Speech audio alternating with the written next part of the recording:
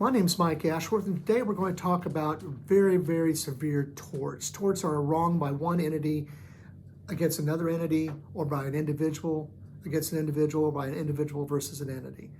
Think of a tort as something where it could be negligence, where you have a duty, breach of duty, causation, and damages. For example, you're not paying attention in the car when you're driving, or you're looking at your cell phone or whatever. You have a duty to drive safely. That breaches the duty to drive safely. You look up, all of a sudden you realize there's a stopped car. You didn't see it in time. You don't have time to sufficiently stop, and you ram into them.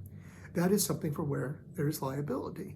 But there can be other aspects of liability as well. For example, what happens in a case where you're at a hospital setting? You have a loved one that's been admitted to the hospital for a period of time because of some complications, health issues. And the plan is to release that individual within a day after being there several days and getting back to better health. One time somebody comes in, it could be an aide, could be a nurse, whoever, and that individual who was not supposed to be ambulating, was not supposed to be walking on their own, is on the floor with a pool of blood or with some obvious signs of a very serious injury.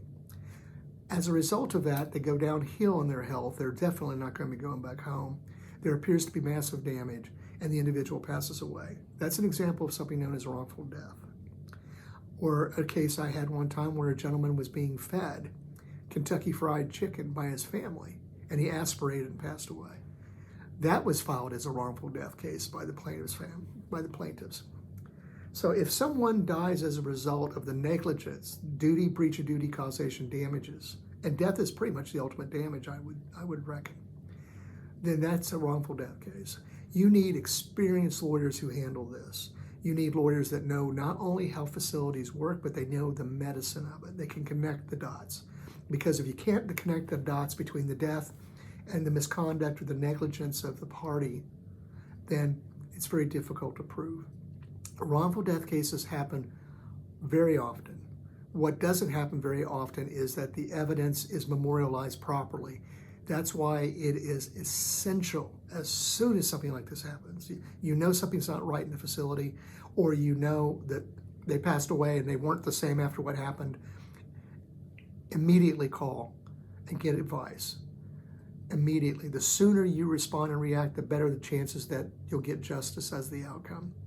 Again, I'm Mike Ashworth, Tulsa Personal Injury Lawyer.pro, 918-924-5528.